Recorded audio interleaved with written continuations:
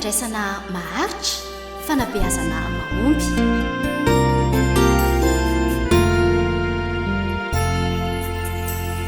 Herinandro fifandraisana ny 10 ka hatramin'ny 12 Jolay 2024. Seminaire ho an'ny mpanabe sy ny ray aman-dreny arahinao eto amin'ny onjam-peon'ny radio antsoin'ny filazantsara isaky ny amin'ny 12 atoandro sy amin'ny 9 alina.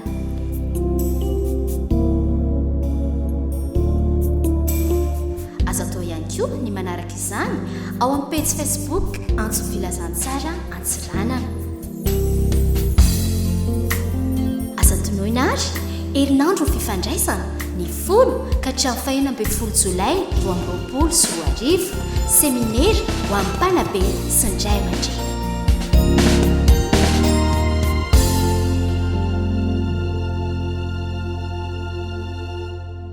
Magnano balasaranao zay magnaraka ny radio Antsoin'ny filazantsara sy ny compte Facebook Antsoin'ny filazantsara Antsiranana amin'izao fotoana izao.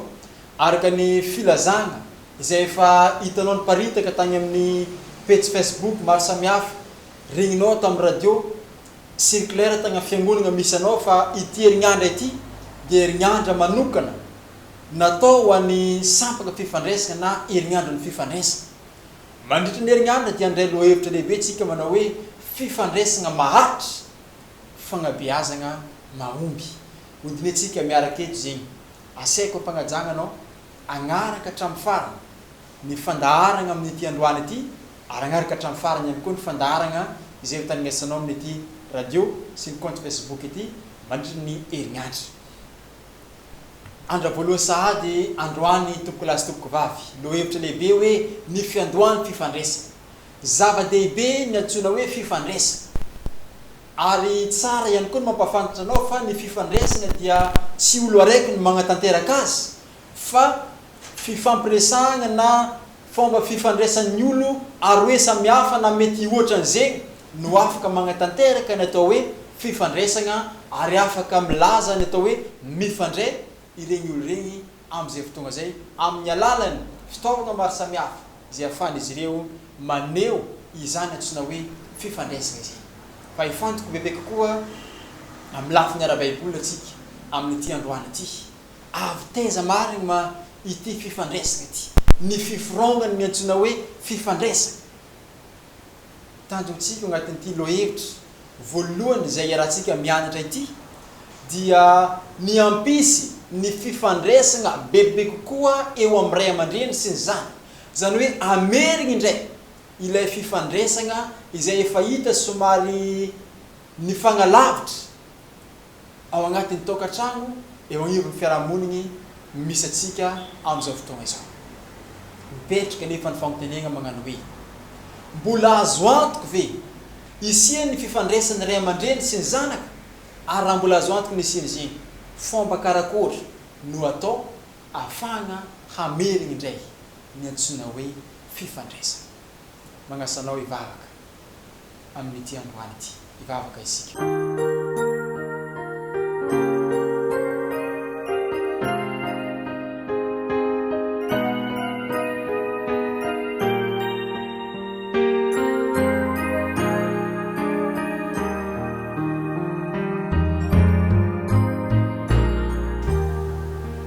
Andriamanitra ny any an-danitro hanomboka ny fiarany mianatra ny teninao amin'ny alalan'ity herinandro fifandraisana ity.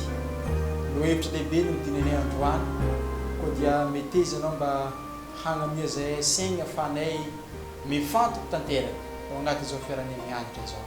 Ampanginany koa ny feo hafa rehetra amin'ny agnaran'i Jesosy. Amen. Ny fiandohan'ny fifandraisana no lohevitra tsika teo. Amin'Andriamanitra zava-dehibe ve ny fifandraisana. Filazantsarany Jao natoko fa 7:10 ny 1:20 mamaly zay fampitenena zay manao hoe mba ho iray ihany izy rehetra tahaka anao ray ato amiko, ary izaho aminao mba ho amintsika izy ry havana malala. Zava-dehibe loatra amin'Andriamanitra ny antsoina hoe firaisam-po, ny antsoina hoe fifandraisana. Eo amin'ny lafiny rehetra dia magniry ny mba hiainanao ao agnatin'izany antsoina hoe fifandraisana izany Andriamanitra. Manana vina lehibe ho an'ity tontolo ity Andriamanitra. makasiky ny am'izay antsoina hoe fifandraisana izay. Hoy ny voalazan'ny malakitoko fa 3:4 hoe indro izaho agniraka ny lempaminany ho aminareo dia tsy mbola tonga ny andron'i Jehovah ilay lehibe sady matahotra ary izy ampody ny fony ray ho amin'ny zanaka ary ny fony zanaka ho amin'ny ray.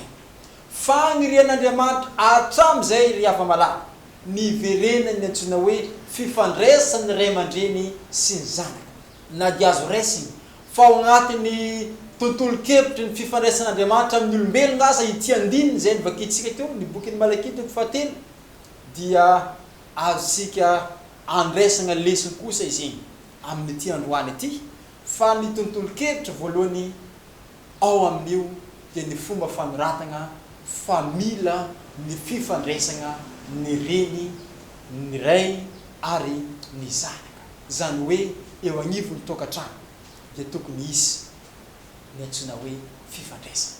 Ankehitriny tsapa nefa fa mifanalavatry ny fony ray aman-dreny ny fony zanaka efa tsisy intsony ny fifandraisana ao agnatin'ny tokantrano ny fifampiresahana ao agnatin'ny tokantrano araka ny volagno teny amin'ny fiandohana marobe ireo fomba zay ahafahana maneho atao hoe fifandraisana ary tsy olo araiky no afaka magnatanteraka zay fa mety olo aroe ary mety olo mihoatra an'izay.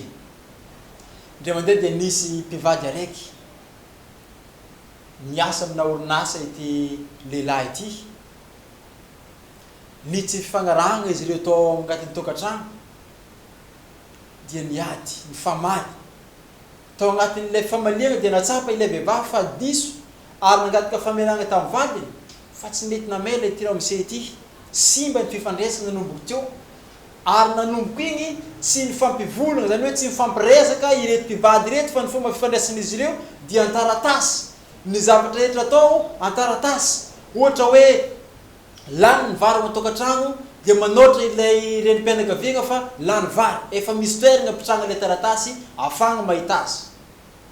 Ity ny zavatra navariana indray mandeha amonjy fotoana amin'ny fito maraindraigny ilay lehilahy dia nanoatra taratasy teo andoam-pandrenana izy hoe foaza za izy koa fa 7 heures mba atao angaha tsy ho tara mamonjy an'ilay fotoana zay vonjeny.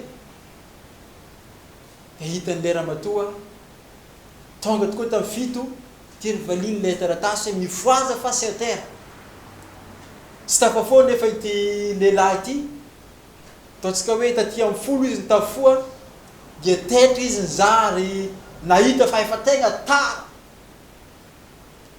tsy toetsika ny tantara fa anjaranao ny manohy azy fa ny fanontaniana apetraka hoe mety nanakôry mitoy izay tantara izay ratsy ny fifandraisany reny mpianakaviana ireny.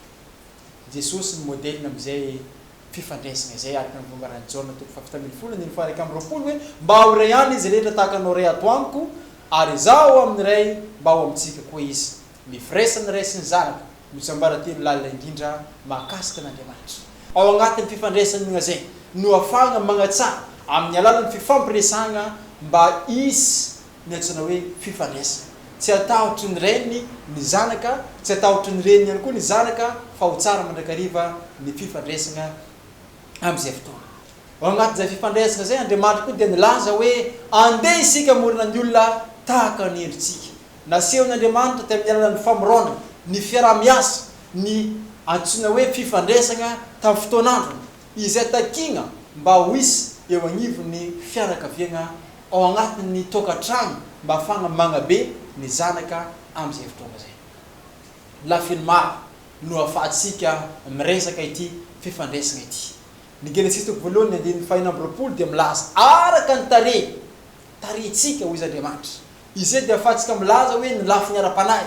Misy ihany koa izy milaza hoe lahy sy vavy ny namoronany azy izay ahafahantsika milaza fa misy ihany koa ny fifandraisana eo amin'ny lafiny ara-pihetsempo.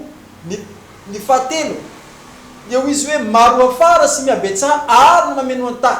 Izay dia lazaintsika fifandraisana eo amin'ny lafiny ara-tsosialy ary ny farany mampanompoa manjaka amin'ny zavaboary, kolotsaina, sotoavina, fomba mampanao izay tokony ho hita amin'ny tsirairay avy. Andraikitra matsapa izany rehetra izany ianao dia azo antoko fa afaka agnatanteraka ireo rehetra ireo amin'ny alalan'ny fahaizana mifanerasera mba hisiany fifandraisana tsara amin'izay fotoana zay. Ino ary no nataon'Andriamanitra mba hisian'izay fifandraisana tsara izay. Genesis toko voalohany andiny faharaiky amby telopolo, ary hitan'Andriamanitra izay rehetra efa nataony ary indro tsara indrindra izany. Ny fifandraisana tsara indrindra ry hava-malala dia fifandraisana naoriny tao agnatin'ny zavatra tsara indrindra. Fantatrao ve ny fiandohan'ny fifandraisana teo amin'Andriamanitra sy ny zavaboariny izay miainga tamin'ny zavatra tsara indrindra. Zany koa dia toetsena izay tokony anosiky ny ray aman-dreny mba hanatsara ny fifandraisana eo anivon'ny tokantrano misy ny tsirairay avy. Ry mpiaino malala, fantatrao ve fa simba ny fifandraisana amin'izao vanim-potoana misy atsika izao. Iny nefa ny vahaolana ahafahana mameno ny fifandraisana tsara indrindra tahaka ny namoronan'Andriamanitra tany am-piandoha. Ry namako, te hanorina fifandraisana, te hanorina tetezina vaovao mba hanafoana ny elagnelagna misy eo aminao sy ny taranakao sy isika amin'Andriamanitra ny tompontsika amin'ity anio ity. Tsarovy fa tsy maintsy mahazo antoka izaho sy ianao fa ny tsara indrindra no kendren'Andriamanitra ho an'ny tsirairay avy. Tsy maintsy mahazo antoka isika fa efa niomana fatratra anome izany ihany koa ny tompontsika. Ny amanagnantsika azy dia ny filazantsarany Jaona toko fa 15 ny 15 hoe tsy ataoko hoe mpanompo intsony ianareo fa ny mpanompo tsy malala ny ataon'ny tompony, fa zay efa nataoko hoe sakaiza ianareo satria izay efa reko tamin'ny raiko no nambarako taminareo. Andininy fa 7 tahaka ny itiavanareo ahy no itiavako anareo tomera amin'ny fitiavako hoy fagnambaran'i Kristy.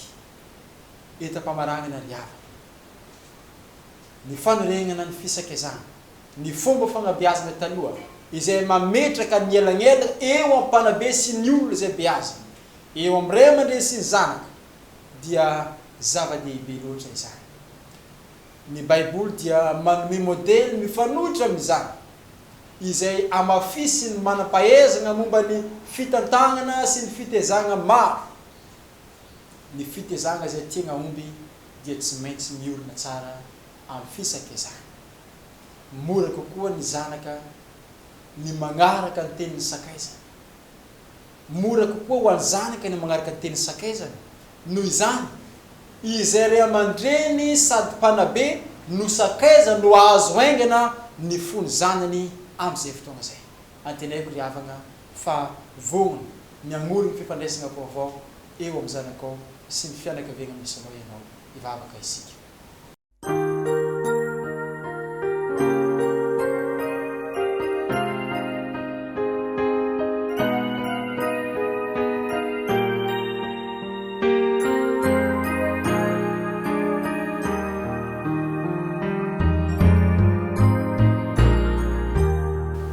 Andriamanitra misaoranao zay satria nomenao fotoana afanena ny teninao tamin'ity androany ity. Taio ny teny mba ho tafatoetra ao agnatin'ny tsirairay avy. Ahatonga anay mba hanana fifandraisana tsara, ahafahanay magnabe ireo zaza, ny ankohonana, ny fianakaviana ary fifandraisana eo anivon'ny fiarahamonina izay misy ilay tsirairay raiky. Taio ny mpanomponao rehetra izay nagnaraka izao fiarahana mandinika ny tenao izao. Amin'ny anaran'i Jesosy. Amen.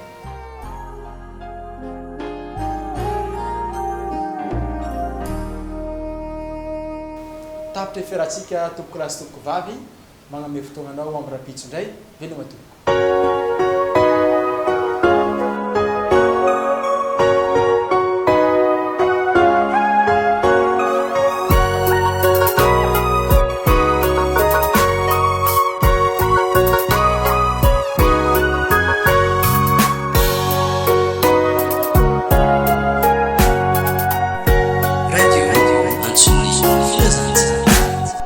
Raio milangoza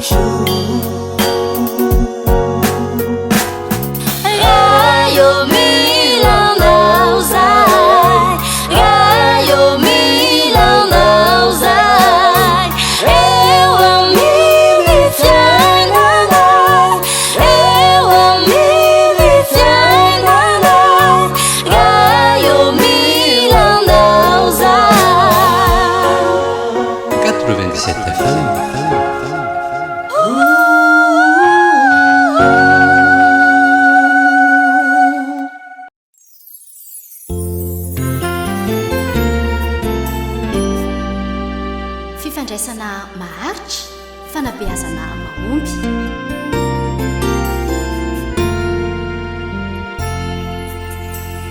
herinandro fifandraisana ny folo ka hatramin'ny fahinambin'ny folo jolay 2024 seminaire ho an'ny mpanabe sy ny ray aman-dreny arahinao eto amin'ny onjam-peon'ny radio antson'ny filazantsara isaky ny amin'ny 12 atoandro sy amin'ny 9 alina